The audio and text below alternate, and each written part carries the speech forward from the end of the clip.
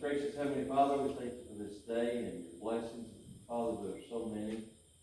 Father, let's go with us now as we go into this commissioners meeting, Heavenly Father, to just clear our minds and that we can do best for the county, Heavenly Father.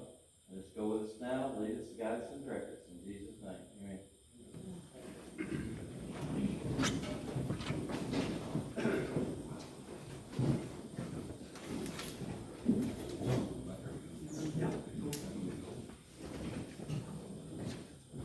Everybody had a chance to review the minutes and the claims? Yep. Yes. Any questions? No. With that being said, need approval? Make a motion to approve. Rich made a motion, Todd second, all in favor, say aye. Aye. Motion carries.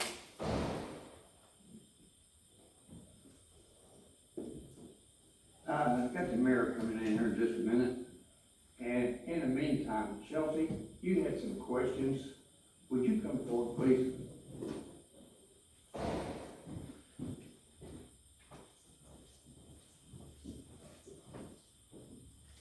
Couple of questions Chelsea had was on the, Justin, come forward, please.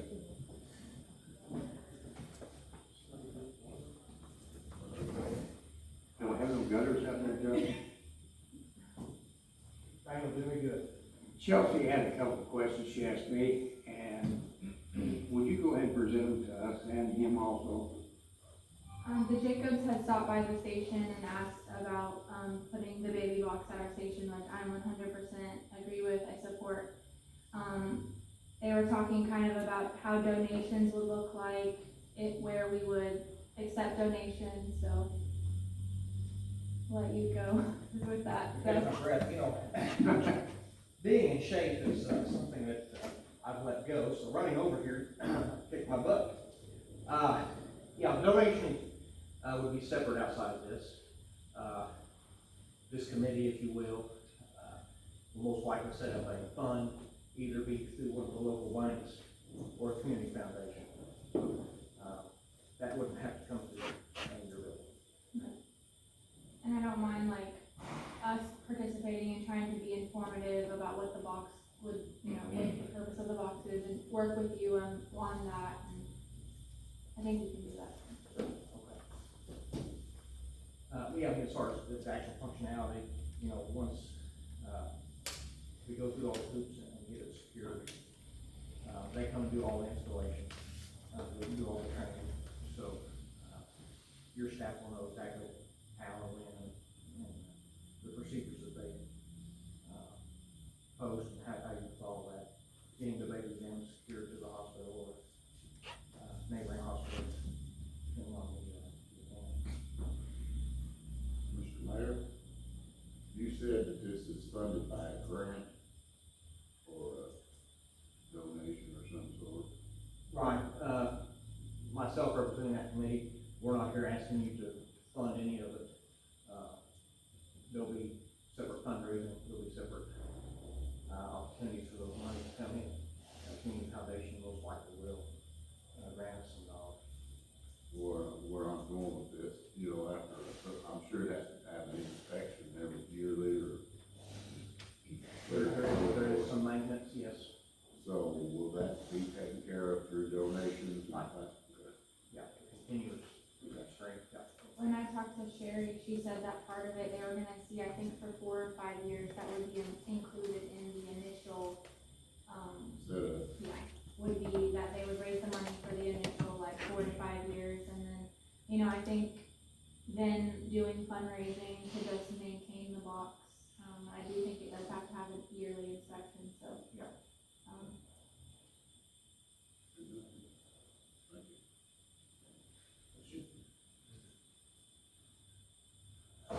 So, that being said, we need a motion to go ahead and approve this baby, or Safe Haven baby box.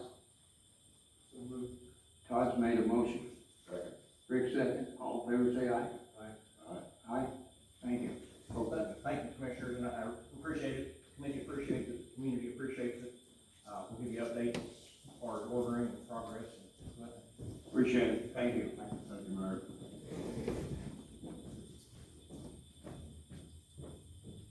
Rick?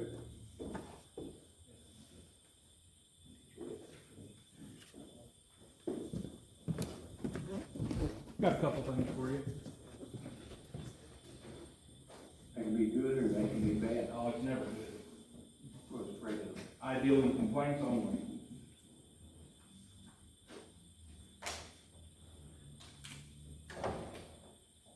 Need to make a few adjustments to our road inventory. First adjustment here is Abbott Lane, IR 353. The current inventory shows it at .10, and we'd like to make a correction on that to .31. The road work part has not changed, that's something we've been maintaining, and it's not properly registered in the inventory. Has Abbott Lane? Abbott, ABBOTT. We'd like to change it from .108 to .312. Is that right? Say that. If you head out towards Campbellsburg, about 2 miles on the left, it's a dead end with a Yeah. cul-de-sac on the back. Yeah. And I'll need that to show in the minutes, so I can send it to the state. What you gonna say, you have to send that to state, they have to approve it? Yeah. So on and so forth. And the next one, I'd like to recommend that we adopt Wooded Field. It is .200 long. It is off of Radcliffe Road, down off of 150. I've inspected it, and it is paved, has all the drainage, and it's actually wider than Radcliffe Road, so there's no obstacle there. What was that other? Wooded Fields, it too is a dead end. That was put in about 4 years ago. Right, yeah, it's been there a while. What numbers again, Rick? The length on Wooded Fields is .200.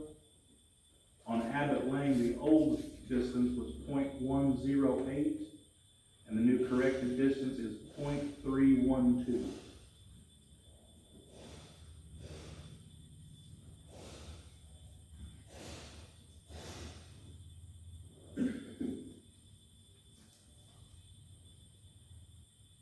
That is exactly where Radcliffe Road down there. Yeah, if you go up Radcliffe Road, roughly in the middle, it's a dead end with a cul-de-sac in the back. It's probably 6 houses on it. But it's already paved, has all the drainage, 18 feet wide, and our road's only 16, so there's no issue adopting it.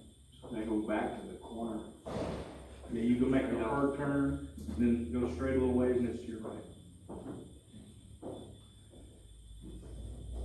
Next up, I have the Mdot recommendation of acceptance for the Bexmill Bridge project, saying that we've done final inspection, and I need 3 signatures on this. They need to be in blue ink. I brought a pen with me.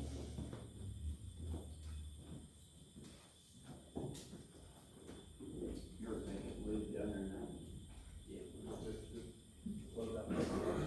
You need a motion to proceed with changing those, adopting those roads.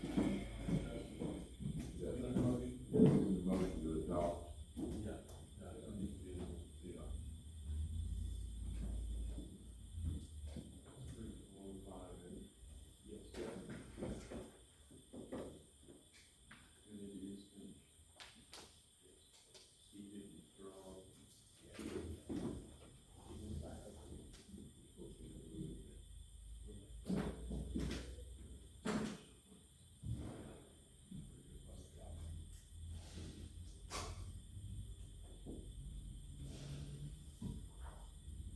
First mile.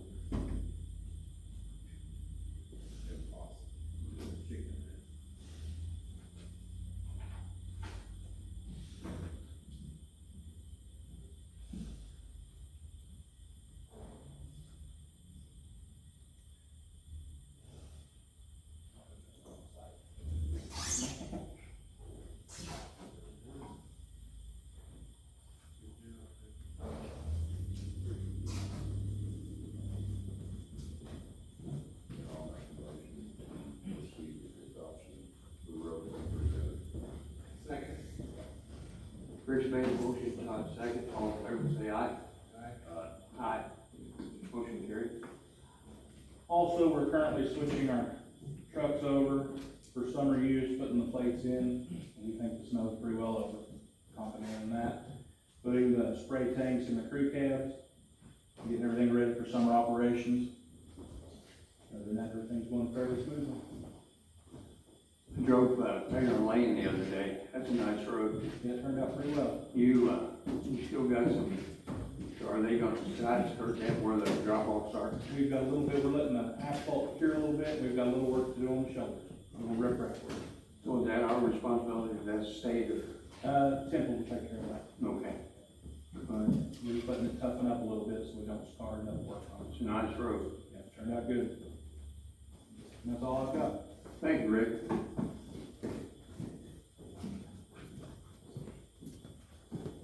Frank, you're right on time. Mr. Luke, would you come forward?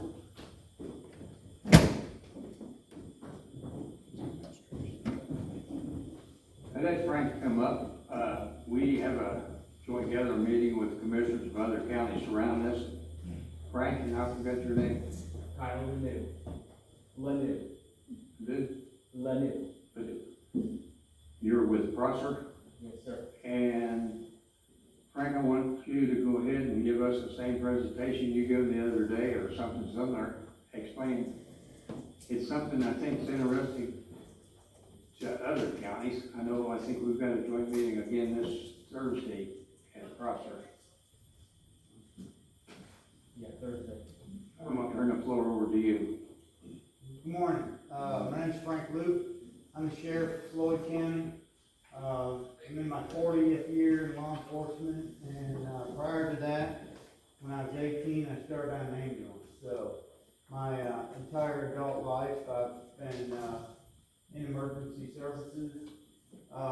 Basically, what this proposal is and what this project is that we're passing around is I've been involved in professional enrichment and public service since I've been started.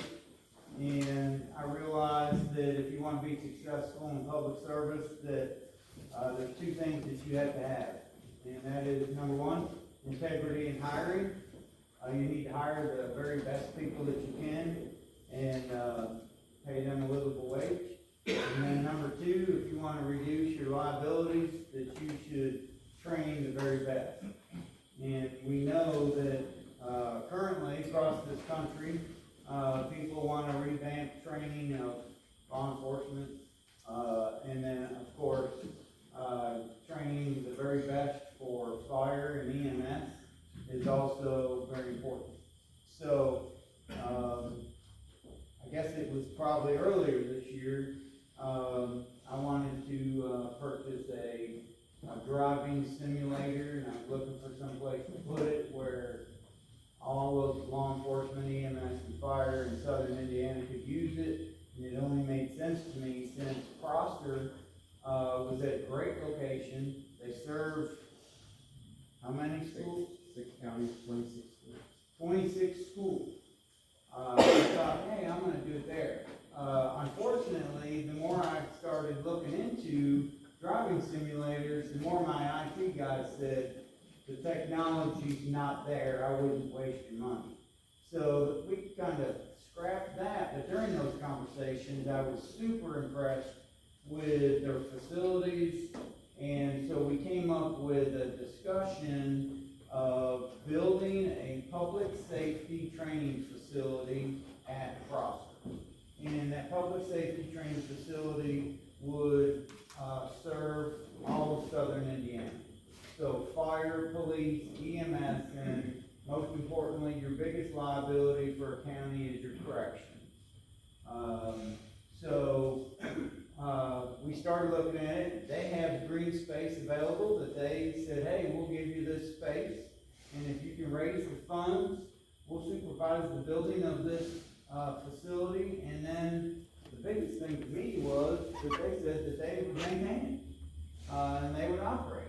And that's huge. We started pitching this, and that's what you have in front of you.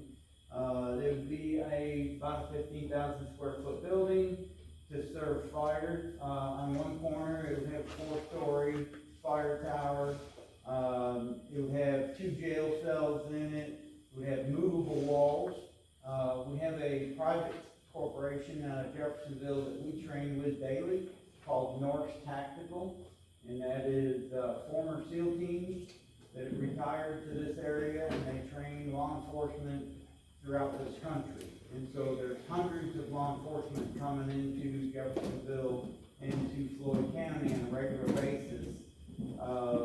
And they're training in the latest tactical movements, not just SWAT teams, but patrol tactics. And now they've just started a leadership academy as well, that we want to make sure that we're sending all of our ranking people to. So they shoot at our FOP range that's near Caesars, and Caesars worked out a deal with them, so Caesars houses the people, all the law enforcement that comes in. So this has gotten to be pretty big. I noticed yesterday, in my running around in New Albany, that there's fire that is training here in New Albany right now from all over the place. And they're training in water rescue.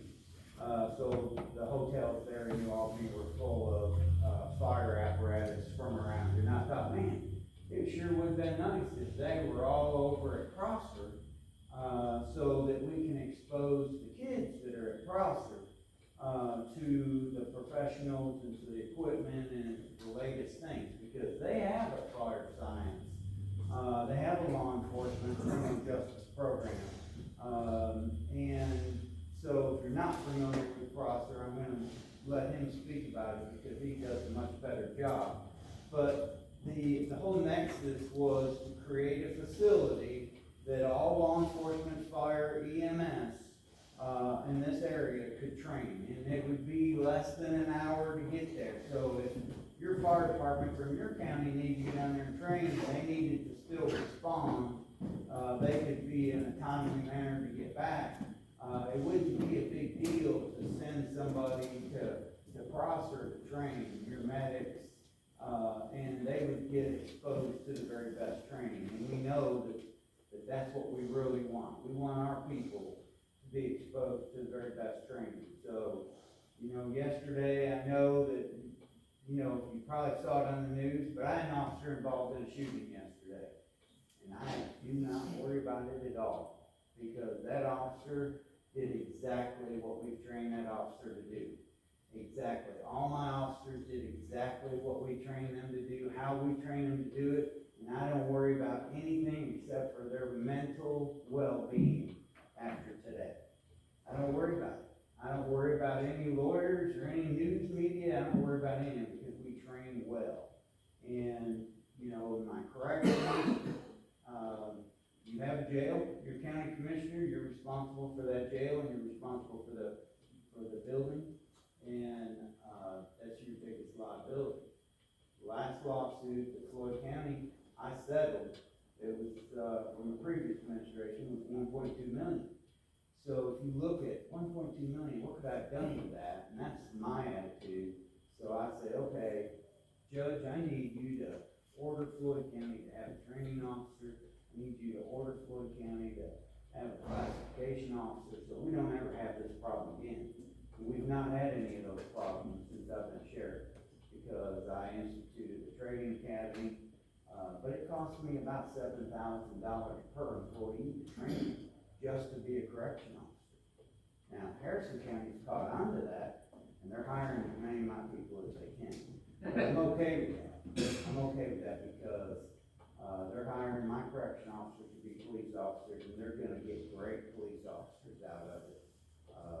So if I need to be the training ground, that's not a problem with me, because Scott, Clark, Harrison have all stolen my employees, and they're all ending up with great employees. So I'm gonna turn it over to Kyle, and he's gonna talk to you about Prosser and why this is so important to have it there. Thank you for having me here. Great seeing you again today, and looking forward to Thursday. Hopefully we can feed you well as well. Again, my name is Kyle O'Neill. I'm the CCE Program Director for Prosser Career Education Center. If you've not been to Prosser, I would invite you to come. It is the largest standalone career center in the state of Indiana. It serves nearly 1,500 students across 6 counties. We are, in 2019, the people of Floyd County made a $27 million commitment through a referendum process to upgrade and remodel Prosser. It now stands at nearly a $40 million facility, and frankly, it's state-of-the-art, and we're meeting the labor force right where it needs us. Health careers, manufacturing, construction, all of those industries are screaming for employees right now, and we're doing our very best. Last week I hired, for the first time in Prosser's history, an adult education coordinator. The goal is to serve 6 counties, much like our day program, to build pathways for adults, from welding to nursing. Any and every program we offer during the day, we want to offer at night, particularly where the labor market is most in need. Why does it make sense for Prosser? Well, we're regional. We don't, while we're governed by Floyd County Schools, we are a school corporation within a school corporation. We're financed through tuition, and all the dollars that come in go right back into Prosser. They don't go to New Albany Floyd County Schools, and I think that's very important. I'm left to govern the school how we think amongst the consortium of superintendents. That's the 12 school corporations, each of the superintendents from our area. We meet in the process of governing the school. Floyd County has a commitment to education along with our industry partners, and I see this as no different. Yes, we would love to have the facility on the grounds. Yes, we're willing to fund it in terms of running it, maintaining it, whether that be IT, lighting, electric. That's no small feat. I mean, it takes a lot, as you know, but we want to run it because we think it's important to bring collegiality across the region. Officers from Washington County, North Harrison County, Scott County, New Albany, we want them trained side by side. We believe it's important. We believe that they have resources and information to share that are critical. We started a fire academy. I'm a trained firefighter. I'm also an advanced EMT, and I can tell you that my experiences, as I went through my training, most of the time the officers were pulled off shift to do the training. We don't want that to happen. We want a continuity of training across the region. So if I hire a firefighter anywhere in the region, I'm getting the same high caliber of firefighter, and we want to train them to next to nothing. We want to build a system where training, like Sheriff Luke said, is high quality, low cost. And if I'm hiring them anywhere in the region, I know what I'm getting because of the consistency. The nice thing about the location is it's right off 265. It's regionally close to many things, from hospitals to hotels to restaurants, and so like Sheriff Luke said, Norris Tactical has been a good partner in helping design this. This facility would have movable walls. Why is that important? Well, from a tactic standpoint, if I'm an EMS, if I'm in law enforcement, I'm in fire, as I enter a structure, I don't want to be trained on the same exact configuration all the time. I want different configurations. I want to be able to move the facility from a tactical standpoint or from fighting fire. I want to be able to flow water in the facility. It's very unique in the grand scheme of things. And like Sheriff Luke said, it is a moneymaker in terms of a national bringing officers in. It's not a moneymaker for Prosser. It's not a moneymaker for Floyd County Sheriff's Department. It's a moneymaker for the regional emergency services. All dollars would go back into supporting and bringing the cost down to regional services. Effectively, if we get good business with partners around the country, we could in turn make our costs zero for local training, and even in fact draw in talent and professionals that would do even better training at next to nothing, if not nothing, for those players in the area. That's what I see this as.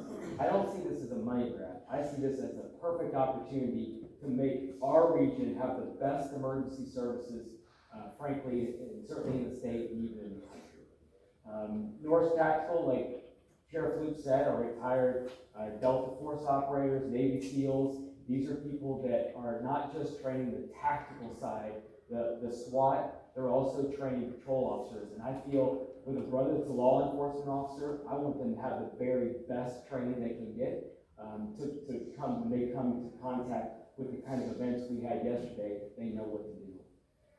That's really it. We're looking at approximately $3.5 million Floyd County Commissioners have made a commitment to this, and I'll let Sheriff Luke speak a little more to that. We are, as from Prosser's standpoint, we are in the midst of a sizable campaign to build a heavy equipment facility, and so we wouldn't have the capital project money put forth for the structure, but we're trying hard to support our both heavy equipment and landscaping.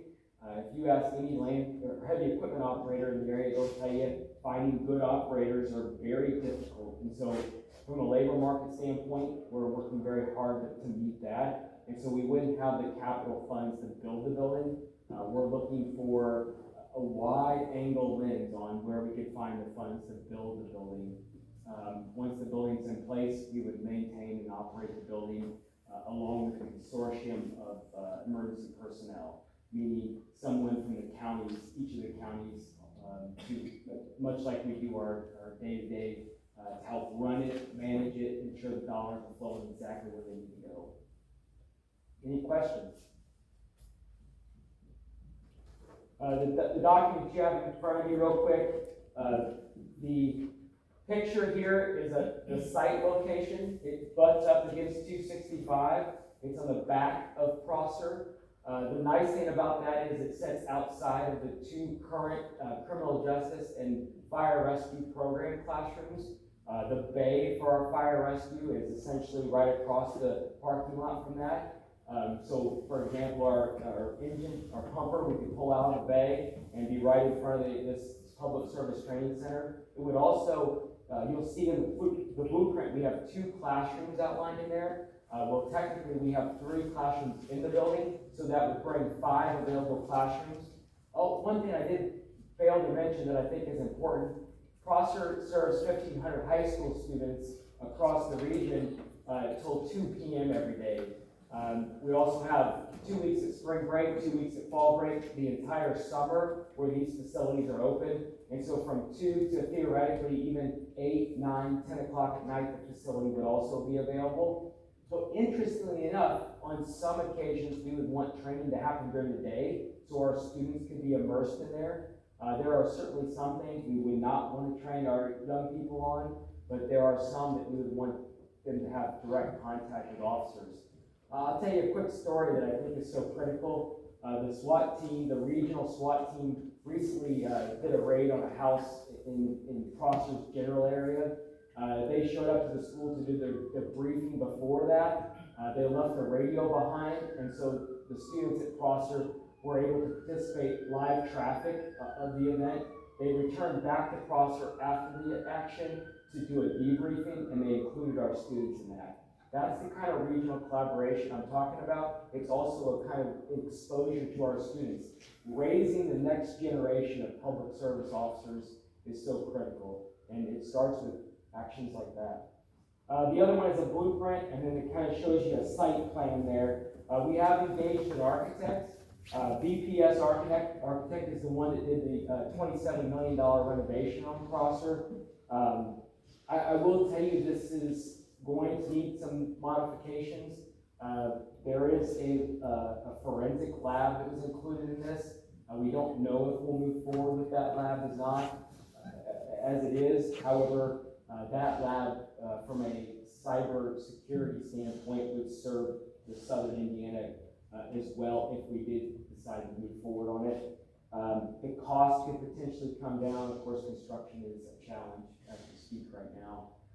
We also have several industry partners that have said, we'd be interested in building it, we'd be interested in partnering with you, from AML to Mac Construction on down the list, and Cutter. They all have an interest in engaging, which also should bring our costs down considerably if we partner in the right way at the right time. Questions? Would this be a year-round offering? Yes. Essentially 360 days. And then, let me ask you this, like, we have our own training for our EMS, but like a driving simulator on a new EMS person. Right. Would they be able to get into the driving simulator? Would that be offered to the counties? I'm just saying one part of it. So you say you have a driving simulator? We don't have, Oh, okay. no, that's what I'm saying. So, right now, I haven't found the technology for a driving simulator that, is worth the money. But if we could find one, then that would be a different story. I would love to purchase that, because that's one thing that fire, EMS, and police, lack, is, I mean, the only place I know of in Indiana to drive, on a track is at the Law Enforcement Academy, and you saw where the legislator just dumped $70 million into that 1977 complex.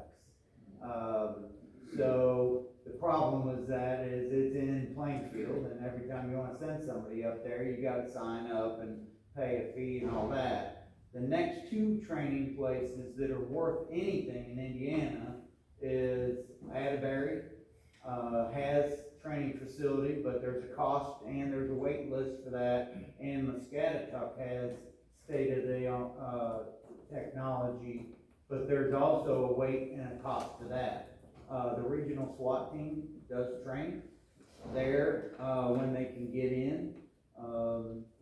And then, of course, Fort Knox has their MAP training center, but we have a hard time getting in there too, because so many people are wanting that. But I think that this facility should be geared toward all the disciplines together. And there's very few scenes where there's not, yesterday, our shooting took place right across the street from Prosser. And so there was obviously police from 5 different agencies, there was EMS there, several ambulances, and fire responded. So we were all responding to the same scene. We need to continue that. We need to train together at the same scenes. If you think about the worst thing that could happen in your community would be a school shooting, then who's responding? You're gonna have fire, police, EMS responding to a school shooting. And if they don't train for that together in a real life situation, it's gonna be chaos. And that's what we're trying to push is professional training. And the thing is, like yesterday, I was right in the middle of that, and I looked up, and there's the Clark County Sheriff and all his administration, the New Albany Police and their administration, Clarksville, Sellersburg, and if we don't train together, they were there to assist me. It wasn't their county, but they were there to say, hey, Sheriff, what do we need to do? And so everybody knew what to do because we all trained together. And when this partnership is also, we train together with Ivy Tech. They have programs in nursing and EMS, and we don't want to take that away from them. They're right up the road. So we look at, this would be a facility that Ivy Tech could use as well. The best thing that I can tell you, is we're not asking for any dollars today. All I'm asking for, the same thing I asked Floyd County Commissioners, is a letter of commitment that if we are successful in raising the funds, that you will commit to $1 amount. So, you can say, I don't know what you got in your general fund, I don't know what you got in your rainy day, I don't know what you got in your lost revenue funds. But if you say, Floyd County said we can do $500,000 over a 2-year period, and they're gonna take it out of their lost revenue. But I didn't want any money from them because I know that's a bigger issue. What I really want is a letter saying we want to be involved and we can commit to X amount of dollars. And the more letters I can get, the easier it is for the next people to say, you know what? Washington County's in, Floyd County's in, and then I can go to the Cutters, and they'll say, yep, we're in. I can go to Temple and Temple, I can go to John Jones, I can go to whoever, and say, would you want to be involved? Because I don't think this needs to just be a public government project. I think this needs to be public and private together. And then, of course, the more of these letters I get, the easier it's going to be for me to go to the governor and say, Gov, I need your help. And he's always been very responsive with me. And, you know, we've had conversations about regional programs. We missed our window with the RDA, but we're on the list. We're 43 on the list, but we're on the list. So the RDA has even told us, look, don't walk away, keep doing it, because some of these projects that we want to push may not succeed, or they may not spend all their money, and we can channel some of it to you. So basically what we're looking for is, A, I'm thrilled to death you guys are interested. It made Clark County kind of look bad that I was coming up here to Washington County first, but that's okay. So One thing I'd point out too is, each year I write a federal workers grant that is to the tune of $1 million, not quite $1 million, and that serves the students of the 6 counties. We buy equipment, we do upgrades to the facility. We're not able to use that money to build buildings or buy furniture, but my commitment to this structure is also to fill it. Put technology in it, put equipment. That driving simulator could be a potential purchase there. Again, it's the job is in Perkins, is to serve instructional needs, but it doesn't say that our local adults can't use the equipment as well in the process of that. So we want to fill it, we want to maintain it, we just can't build it. on the scheme of things, if you look at, if we just hit just the governments that are involved in these each counties and the school system, who we all know is the largest budget in any community across the country, right? If we just hit those up, the $3-4 million range shouldn't be too bad at all. Just get a little here, a little there, a little there, and then if we fill in the gaps with private companies that want to be involved, because all of us know people in our community that want to be involved in these type of projects. There's just great people in southern Indiana that really will dump the money if the project is worth it. That's kind of what it is in a nutshell, and again, I am thrilled to death that you reached out and asked me to come up here. Anything that I can ever do, this is my passion for the last 40 years, and if I can help in any way your community, I'll be glad. Any more questions? I don't have any right now. I do know the need is definitely there. Yeah. And from the corrections to the driving simulator to the training. And it's always been a hard problem for a small county. We're a large county, but we're a small county. But at the same time, you're on a great project. And I definitely want to be involved. We need to talk about it. And I appreciate your time coming up here today. And I appreciate your service. Thank you. Our regional SWAT team responds to your county now at no cost to you, and we'll come at any time. My office has no jurisdictional boundaries, and if we can be of any assistance to your jail or your corrections, I put on a training academy probably at least every 90 days for corrections, and they're welcome to send anybody for free. And this facility includes a corrections training component as well. Yeah, I see. Yeah. And then I just reiterate your statement because I think it's so critical. Some of our counties have larger budgets than others, and so this is about ensuring that all counties in southern Indiana take care of each other through one regional training facility, again at low to no cost to them. That's what I found out. And we do live in a good area. Yes, we do. Thank goodness everything went all right with you yesterday. It did. You got a great. Amen. Amen. Appreciate you coming up here this morning and taking out your time. And we thank you. Pleasure's ours. Thank you. Thank you. Thank you for taking the lead on this, Sheriff Mr. Ledoux. I think you'll get a favorable response from us. Okay, well, I appreciate it, and you know how to get a hold of me. Thank Call you. 911. They'll find it. He said you could help. Could you fix the speeding ticket? Yeah, I can take care of it. One other thing, you have the opportunity to come up Thursday and see the school. I would invite any of you to come and be happy to give you a tour and Can't always promise a culinary lunch, but some days I can. But when they do put one on, they do a very, very good job. So, and that's one of the things that I said, hey, if we're training a bunch of people there, culinary students can fix food for, those emergency responders. It gives them training, they have a birthing simulator, I mean, it really is a class act that he runs there. And the thing that I like about it is the school board and the school administration is on board to support it. And we certainly don't want, the public to feel like this is a school project, because, you know, they have bad taste in their mouth for referendums anyhow. We're trying to avoid that and just raise, different monies, discreetly, and, I think that we could do that. And to have, SEAL teams and Delta Force in our backyard, training our officers is just huge. So, your officers can take advantage of that as well. Thank you. Thank you very much. Best wishes. Appreciate it.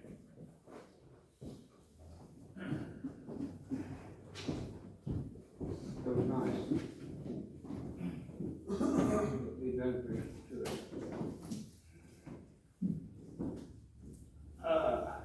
Mr. Thomas and Mr. Stone?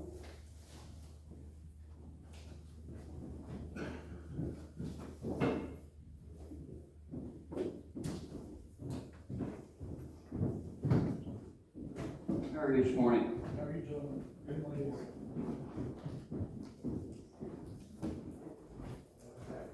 A lot of this stuff is hard to get now. Actually read it, right?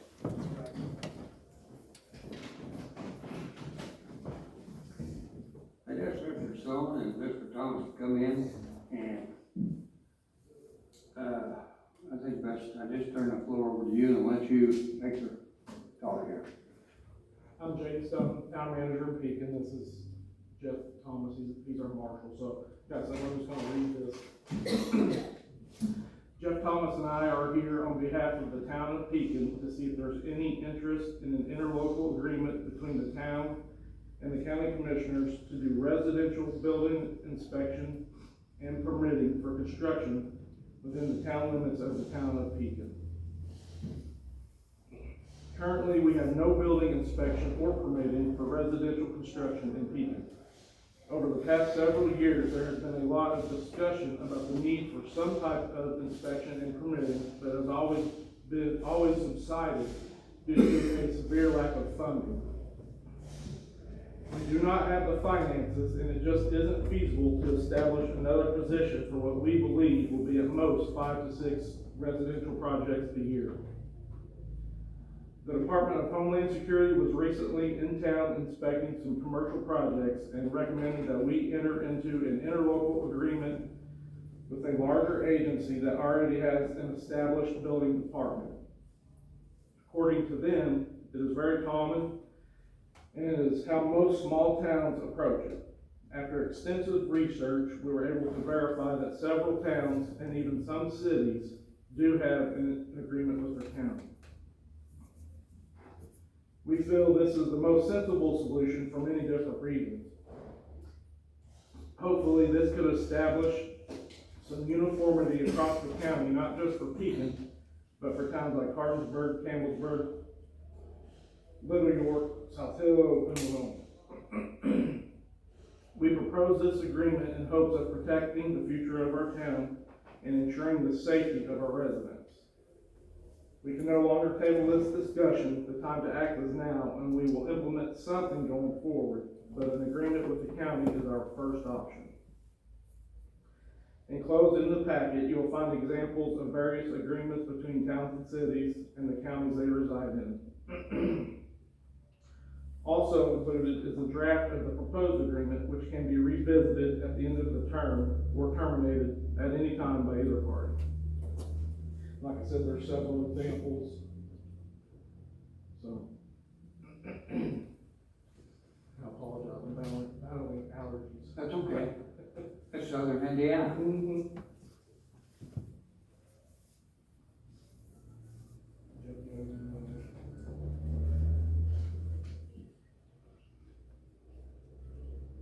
So basically what you're asking the county for the interlocal agreement. And I'm gonna ask Dustin for some clarification here. Exactly what? What's the question? The question is for them to enter into an interlocal agreement. What do we need to do? You've got a draft of the agreement. It's essentially a contract binding two entities.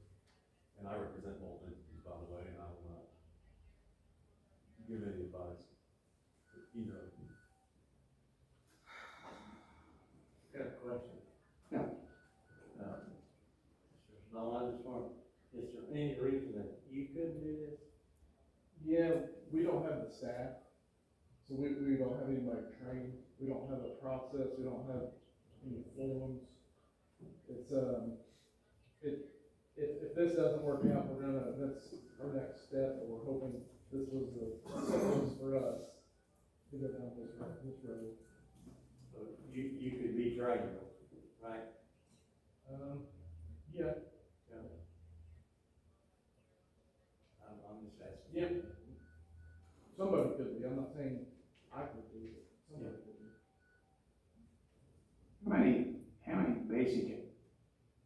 How many basic inspections would you be making a year?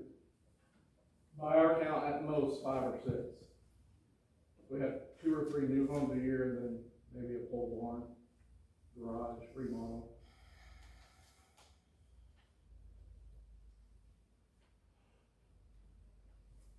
Discussion. This list you provided us, how many years, is this just in the past year? That came from the assessor's office, that's the past 4 years. Past 4 years, Yes. okay. And a lot of those some of those were commercial, some of them are just shop. And I tried to break them down on basically those are improvements, and I tried to put the improvement on the spreadsheet. What color represents new home builds or mobile home sets? Green. Green. Yep. And this is 4 years. Yes.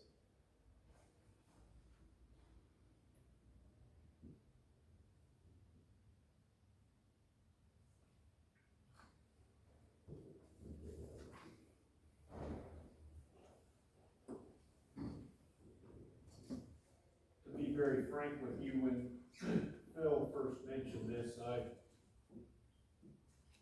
was very much opposed to it.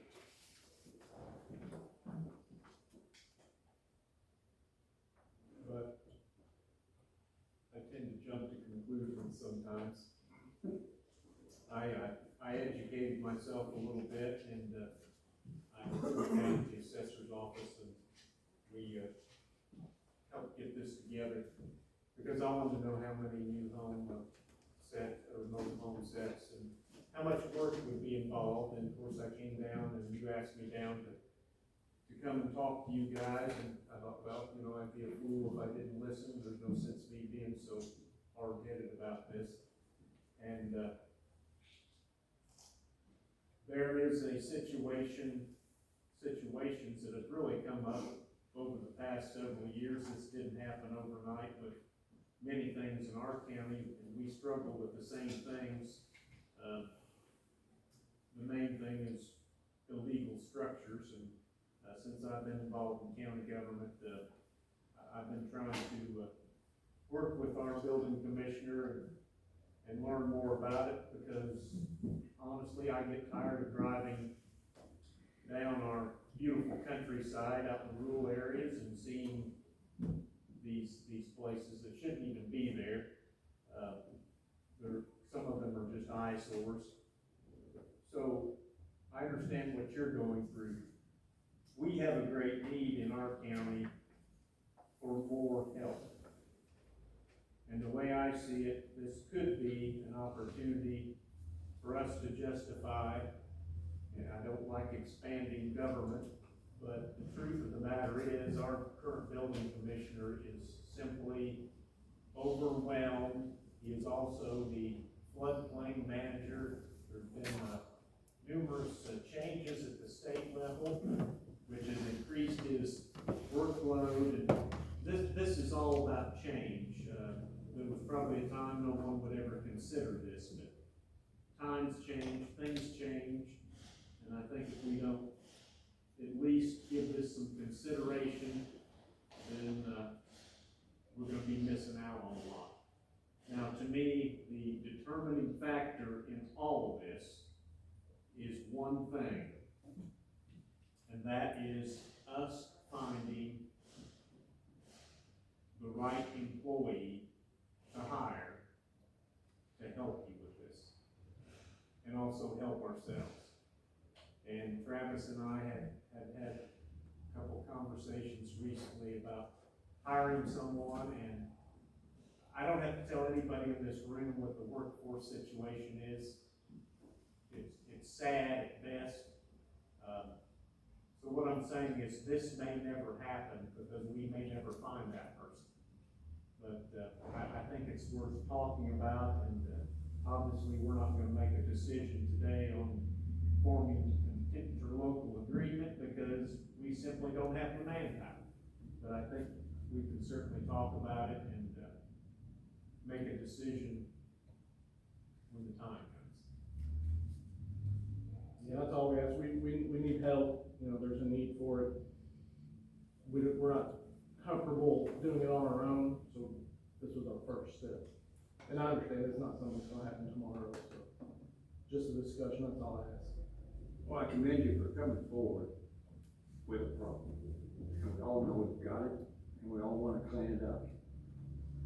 And like Todd said, we do have, we're at the beginning stage of the program, so let's figure out where we need to go and make a right move. And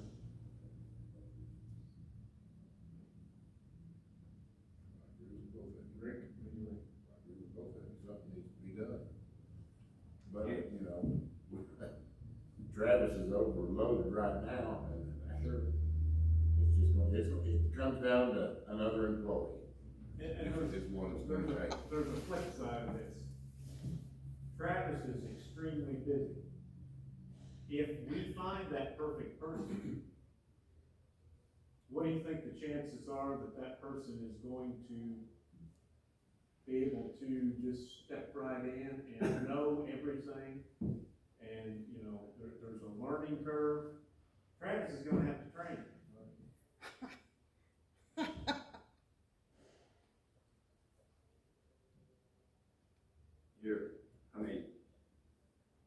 I'm gonna say we're gonna table this right now, but we've got some discussion to do and some other considerations to be made here to work on the problem. Thank you, gentlemen. Thank you. Thank you very much. Thank you.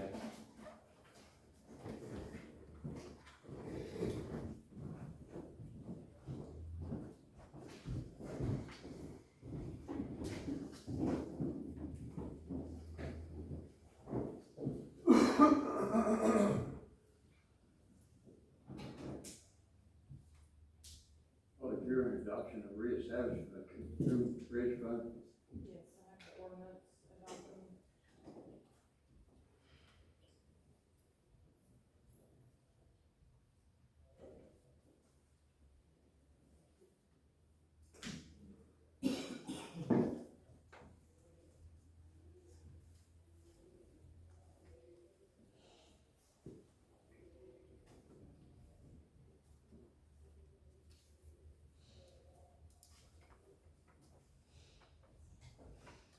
This is maintaining the same tax rate, nothing's same.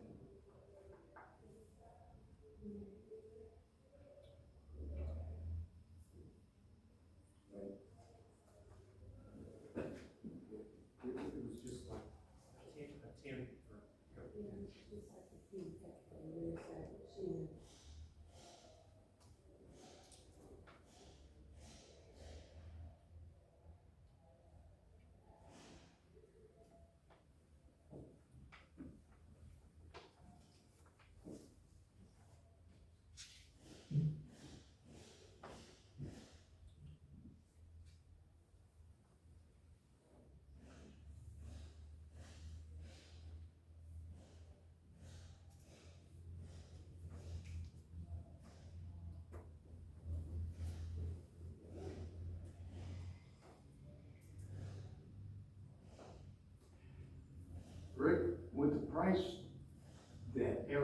going to, and I'm not saying one way or the other here, but with the way inflation's hitting us,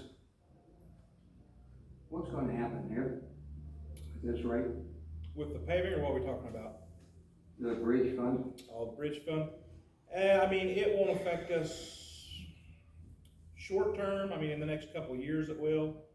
I mean, in the short term, our culverts, that also comes out of the bridge fund.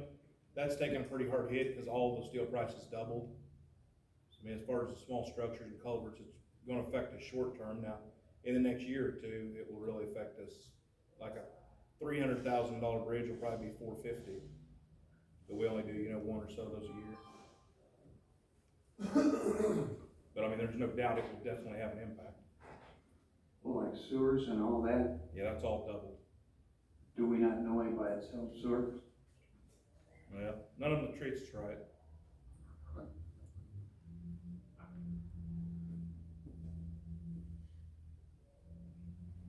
Can you help us out some, Steve? No comment. What's the chances of them coming down a little bit? Is there any chance they come down a little bit in the next year or two? Slim to none. Slim and Nunn's got bus ticket out of town.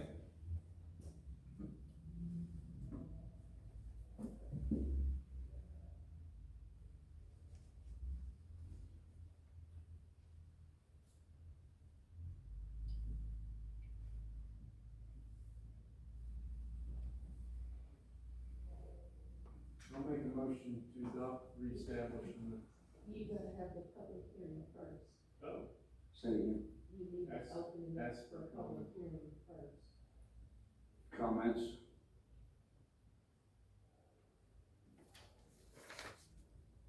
I'm offering comments on the Q Bridge Fund. Nobody? That being said, to make an adoption, So moved. Tosh made a motion, Second. Rick second, all in favor say aye. Aye. Aye.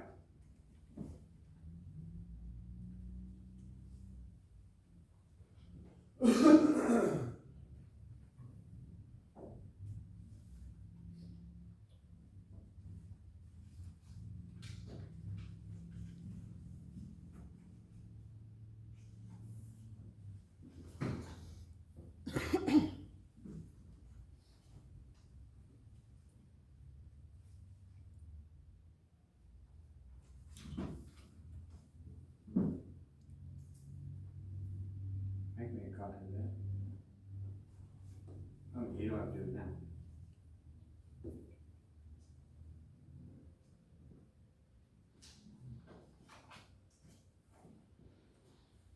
Okay, Justin Howard, Nothing. nothing? Nothing. Carver? I have a request from CoreLogic to access the maps, the GIS maps.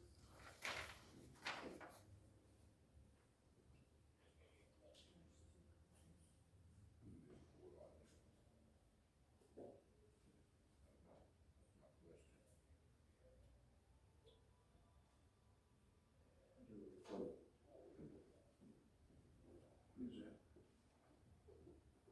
They're a company that does like title work type stuff, and I'm not sure what else they do. I know they do that. Who's it for? WTH and CoreLogic. So we charge them a fee.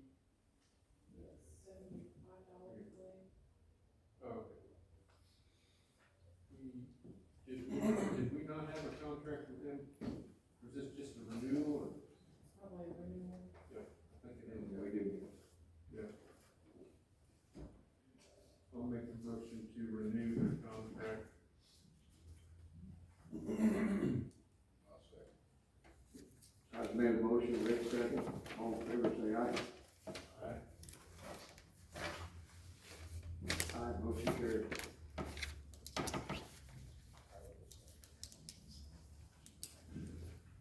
Okay, anything else?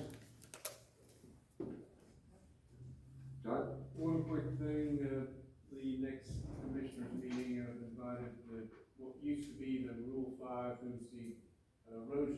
several, person in Washington County along with the representative of Soil and Water come in and explain to us about the new state mandated, updates on the changes that have been made to what used to be called Rule 5 and now is called Construction Stormwater General Permit. Give them about 10 minutes and they can explain it. In 10 minutes, That's all for you. can't be done. Government program, we can't explain anything at this. Anything else? No, sir. We did have scheduled tomorrow a walkthrough tour, and I canceled it because of the rain, and they're gonna have some delay on today's setup. I think it's supposed to be 3 days, so we'll reschedule that walkthrough. So tomorrow's canceled.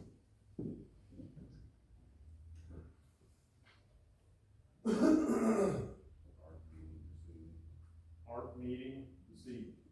6 o'clock.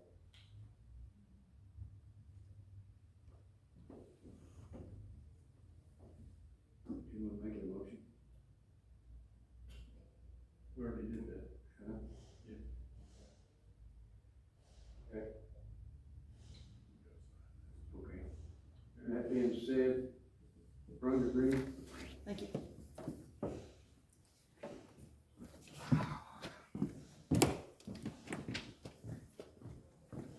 Mrs. Green, I'm sorry. Say what? I said Mrs. Green, I'm sorry. Doesn't matter. I answer to a lot of names. And some of them appropriate. All right, so I'm sitting at home and I get a phone call. And it's on a private number. I'm an internet merchant, so I get, weird stuff. But I answer the phone and it's an employee from Washington County. And they say, we didn't get paid today. Right? And I said, why? The pay didn't come in. All right, I just, because I asked their name, but they're not, that was the whole point of having the private numbers, not to give their name. All right, and so I reached out and Rod, you're all the time telling me to talk into the mic. Can I ask you to back away just a little bit, please? So I can understand you. okay, Thank you. all right. I'm actually loud anyway, and I probably could talk without the That's okay. All right. So I got an anonymous phone call that the employees didn't get paid, right? This was a couple weeks ago. I could look on my phone after I stopped recording the exact date. And they said, we didn't get paid today. And I asked their name, but they didn't want to give it to me because there was fear of retaliation. All right. So I reached out to another associate, and they talked to a friend of theirs that worked for the county. And they said that the payment was either going to land in their bank account Friday or it was going to be delayed until Monday. So what I'm asking is that whatever happened, because it's a lot less, it's not that common for me to get a phone call like that. You would think I would, but even though it may have been just like a clerical error or something similar to that nature, that they didn't feel that they could talk about it without repercussions is also a bad thing. And that's like a sign of corruption, right? See, no, it is. It's a sign of corruption. If the employees can't talk about what goes on in this county government, that's a sign of corruption, right? It's not anything, it's in the employee handbook that they can't talk about it online without the fear of being fired. So what happened? Well, about every Tuesday or Wednesday, most people have a delay of getting time cards in, I'm sorry. Brother, you have an opportunity to observe and speak, but we're not gonna get into this adversarial back and forth.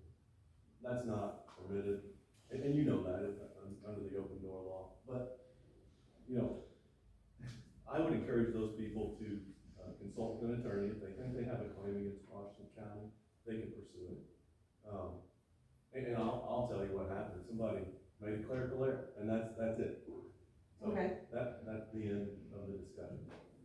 All right. And it's not that adversarial. This is, I mean, Todd asked me. They don't have to answer these questions. You have an opportunity to observe this governmental entity conduct business. And that's it. I put my name on the schedule. And you've had that opportunity. They are not going to get into an adversarial conversation back and forth where you're making accusations that they've done something wrong when they haven't. Do you guys have anything else you'd like to do? Any other business to conduct? Recess. Any other comments? Okay. I was gonna go ahead and, I went ahead and got Indiana Proud, right? Indiana Proud has the clean video, the non-commentary, anything similar to that nature, right? And so the video that I've been taking, or trying to take, is up there now. IndianaProud.com. I'm bringing it back. It's up there, it's ready to go. We're going to go through, we as in me, I'm gonna go through the open door law handbook. And we're gonna see what we legally have to have for meetings. Does that make sense? I put a copy up there, under documents, so that you can actually print off your own copy. Or you can go, I would encourage you to go directly to the PAC in the state of Indiana and to go ahead and download it. Now, the purpose of this is to go ahead and get communication with the good government is where you have all the laws that are understandable and out where everybody can see them, right? That there's no fear about talking about things and the communication is open. When a meeting is not well done, when the notification doesn't go out, when the basic things, the public is not notified, or things that needed to be discussed are not discussed, right? That's when the communication breaks down. Does that make sense? Does that make sense? I'm not answering your question. I don't know what you're asking me. I'm gonna go through this, and we're gonna go ahead and find out how many meetings and what meetings are held in Washington County. And if there are public meetings, I need to see the notification of the meeting place and where it is. Even right now, on the website, you can see that there's a meeting, but you don't know where it's at. You see government meetings mixed up with private meetings, like the Chamber of Commerce, right? The Economic Growth Partnership is not a government entity, and yet it still has its meeting time up there. If you think we're violating the open door law, I encourage you to bring that to our attention. No, I'm just trying to let you know that this is what's coming. I don't know if it's violated or not. Okay. I haven't listened, I haven't gone through it, I'm giving you the Is opportunity. there anything else you'd like to comment on? I would suggest you go ahead, and I would encourage you to go ahead and make a list of what you expect from a meeting situation. Notification has to be 48 hours before the meeting. 48 working hours before a meeting, right, notification. And what's open to the public and all of that kind of stuff, if you could go ahead and get that together, that would be, I would encourage you to do so. Because that's what I'm gonna do, right? And we're gonna go ahead and look at it this way. Thank you. All right, are we done?